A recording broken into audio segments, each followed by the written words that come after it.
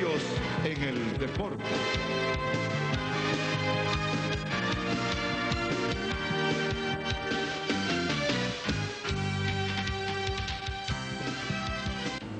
Estamos en la sección Ellos en los deportes. Ustedes saben que esta sección es entrevistar a los grandes empresarios para que de una forma u otra nos expliquen cómo han llegado al deporte y de qué forma apoyan al deporte. En esta ocasión vamos a conversar con un gran empresario, el licenciado Andrés Van der Hoor. Andrés, bienvenido a nuestro programa y vamos de inmediato a preguntarte cómo te inicias en los deportes y en qué año. Bueno, primero quiero felicitarte por el valor de tener nuestro color de los aguiluchos que ganamos el campeonato. Pues bien, Milagro. Bueno, yo no sé, tengo 6 minutos y va a ser difícil mi historia. Pero, por ejemplo, mi papá fue un gran deportista en San Francisco de Macorís, fue manager del equipo Duarte y Municipal en la década de los 40, fue un gran propulsor del deporte. Si se buscara la historia de los deportistas del interior, papá podría calificar para una de esas actividades pabellón de la fama, pero sabemos lo que es muy difícil eso. Desde 1952, las Águilas ganaron el campeonato, yo estaba muy pequeñito, de ahí comencé yo a interesarme mucho por el deporte y a practicarlo en un nivel muy bajo, porque yo tenía que trabajar, estudiar de día y luego en el 62 comencé a estudiar y a trabajar y ya no podía competir. Sin embargo, en 1965, después de la revolución, formamos el movimiento clubístico de la capital, donde Leo Corporán en el club Mauricio Báez y grandes dirigentes clubísticos. Yo formé el club Tito Marte, donde estaba mucha gente. Aquí hay algunos periodistas como Darío Rodríguez, Daro, Chuchu Ortiz, el de la finca. Bueno, mucha gente muy importante participó en ese club.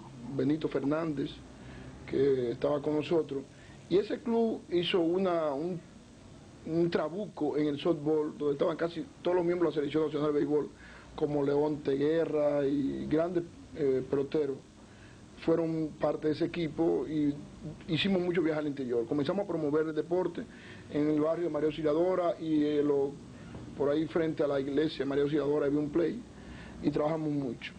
Oyéndote hablar a ti, Andrés, la verdad es que pasaríamos meses y meses, ¿no? Porque tú eres un hombre con muchas historias. Pero quisiera saber, ¿cómo has asimilado tu familia, sabiendo que el deporte le ha robado tantas horas allá a tu casa? Mira, yo tengo la mejor mujer del mundo. Yo recuerdo cuando mi esposa estaba en estado de Andresito, que hoy precisamente es padre por segunda vez, o sea, soy abuelo 2 veces, en el día de hoy me nació un nieto. Venecia estaba estudiando en la universidad y tenía la barrigota. Y en 3 o 4 oportunidades yo tenía que llevar a los jugadores a su casa, porque yo era el único que tenía carro. En esa época no se hablaba de carro, o sea, 70 por ahí, muy pocos tenían carro. Sí. Y me recuerdo que yo tenía que buscar a Venecia en la universidad e ir a mi casa. O fue con el estado de Pamela, no recuerdo. El asunto es que un día yo llegué a mi casa, después que repartí los jugadores y fui a llevar a Chicho, a Tito, a Coqui y a Julito, a Jaina.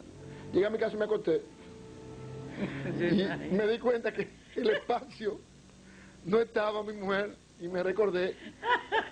Eran las 11:30 de la noche. Venecia estaba con la barrigota solita en la Facultad de Medicina de la UAS. ¿La había dejado allá? Se me había olvidado. Pero eso me pasó 3 o 4, no me acosté las 3 o 4 cosas, me olvidaba cada rato, me llevaba a mi casa ahí, pero mi mujer está en la universidad. Tenía que ir a buscar. Y entonces la pobre sufrió mucho, mis hijos sufrieron mucho. Pero me han ayudado mucho, en ese sentido soportaron. Porque los sábados y los domingos yo me iba para el interior a promocionar el deporte, a entrenar, a ayudar, a jugar y a buscar gente, a traer muchachos y a desarrollar toda una capacidad dirigencial además. Dábamos charlas, hacíamos los calendarios, nosotros hacíamos todo. Nosotros en esa época teníamos que buscar el dinero. Por ejemplo, hay una parte interesante también y es la siguiente. En esa época nosotros hacíamos mucho intercambio con Puerto Rico, pero el consulado norteamericano, teníamos un señor apellido Heredia, un inspector que era muy fuerte. Sin embargo, yo llevaba los 12 pasaportes de los muchachos y mi pasaporte. Entonces me cancelaban la visa mía de 4 años en esa época y me daban una por una entrada, por un mes, igual que a todos los jugadores. Entonces yo tenía que irme con los muchachos a Puerto Rico, jugar, venir con los 12 pasaportes que entraron aquí e ir para que me volvieran a poner mi visa. Y eso era constantemente. Ay, Dios mío. O sea que yo, además teníamos la satisfacción de que muchas madres confiaban mucho en mí, siendo yo un muchacho muy joven, como la mamá de las Batistas, eran 3 que jugaban baloncesto, más Víctor Batista, que era un gigantón de 6'4", 6'5", por ahí, que eran muy grandes. Y confiaban que cuando yo les decía, bueno, vamos para un pueblo, ellas permitían que fueran las muchachas con nosotros porque éramos muy rigurosos con la disciplina. Andrés, yo siempre he dicho que en estas secciones son tantas las cosas que uno debe de saber y que ustedes deben de aportarle a los amigos televidentes, pero que el tiempo es muy corto. Pero hay una pregunta que yo no me puedo ir sin hacértela. ¿Qué fue lo que tú recibiste en el momento que el presidente de la República te mandó a buscar para nombrarte secretario de Deporte? Bueno, algo breve, pues yo sé que fue... No, yo no creo que fuera muy impactante, porque realmente, como ya había hecho una labor política y era muy ligado al deporte, lo extraño fue que me nombraran el deporte. Yo pensé, cuando me dijeron que fuera a juramentarme, en lo que vaya a juramentarse, yo pensé que iba a otra posición. Yo recuerdo que yo felicité a Panchito Lamota y le dije, tú eres el próximo secretario de deporte. Todo el decreto, ahí sí me chocó cuando Jorge Rodríguez leyó los decretos y a mí me han llamado, usted se va a juramentar con un cargo en el gobierno, en el 86. Y salió como secretario de deporte. Y para mí, claro, fue muy importante porque he pasado toda mi vida en la actividad deportiva, una actividad muy, muy ingrata. El deporte es quizás lo más ingrato que hay. Porque normalmente llega gente nueva que no conoce la historia de los anteriores y cree que es el que más sabe, entonces en la mayoría de veces se consideran. Yo recuerdo que, habiendo sido yo uno de los más importantes promotores del baloncesto de ahora, a mí se me declaró no grato porque mi empresa compró una valla que yo no era ningún pecado, pero era un problema de interés económico, porque se ponían un letrero atrás y después pusieron hasta la cancha, la pintaron de letrero. Pero realmente me sentí muy emocionado y hice un trabajo que me siento muy satisfecho. En esa época pues trabajaba mucho tiempo, viajaba mucho al interior y creo que hice mi labor en favor de la juventud, que es lo que en definitiva es mi hobby, el deporte. Bueno, Andrés, te damos las gracias. Como te dije ahorita, la televisión es algo breve, pero nosotros vamos a seguir contigo en otro segmento más adelante para seguir hablando de los ingratos, como tú dices, ¿verdad? Así que te felicitamos por ser abuelo y gracias por todo.